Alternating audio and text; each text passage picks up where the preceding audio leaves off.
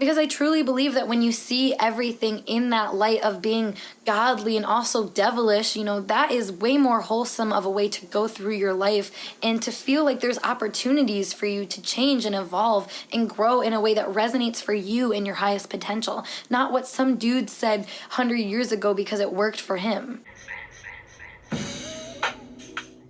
So I like to scroll through Twitter to get inspiration some days, even though that's not necessarily what I'm doing when I'm scrolling through Twitter. I always seem to find things on Twitter that just set me off. Now first, follow me on there if you don't already, because I'm quite active on my Twitter. But I just noticed a tweet that really stood out to me about religion. Honestly, it's not so much about the tweet itself as much as it was what the tweet was kind of getting at. So, and by the title, you can guess today I'm going to talk about why I'm not religious, why I don't really vibe with the whole religious mindset, and kind of my experience with religion, because if you haven't noticed by my rosary that I have on my hand, I actually was raised Catholic, so I have a lot of experience with not only my religion but other people's as well. And for some reason I just felt like it was kind of an important time to make this video, because there's a lot of change happening in this world, and a lot of it goes back to your faith and truly what you believe is happening in life in general and what the purpose of everything is, I guess. Going back to this tweet, the whole concept that really struck me was actually the reply that she had to her own tweet, which is that people need a reality check and need to fear God or Allah. And that is where it hit me, and where I've actually talked about something like this on my channel, which is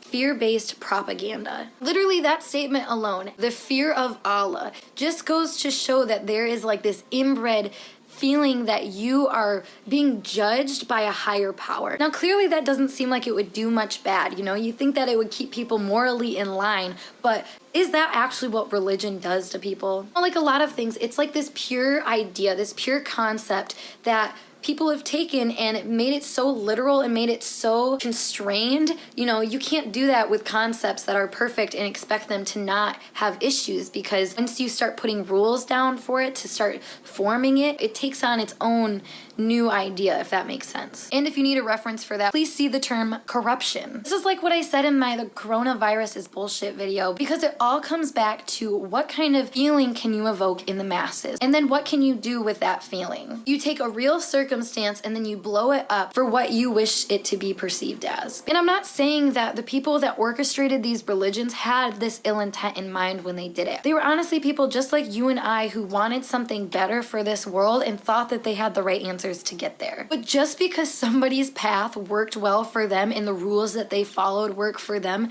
does that mean that it works for you? Or is it even right for you? I'm not talking necessarily about the actual religious ceremonies and the actual practice of connecting to spirituality, because that, I believe, is something completely different from religion. That is just spirituality in itself, divination, connecting with the divine. That has its own category for me. But religion is when you start placing labels and rules and start basically segregating good and bad, the devil and the angel, when in reality, you're both. You're the good and the bad. It ends up painting this weird vision in the human psyche for, who we should be and what kind of rules we should follow, and, what happens if people don't follow those rules. You see how it just creates this weird separation just because somebody thought this idea was right. And if you're familiar with the ape of Thoth, I don't know how to exactly pronounce it, but it's the idea that every time you write something down, the essence of the original idea or, concept, it's a little misunderstood or a little mixed up and jambled a little bit. It has its own unique touch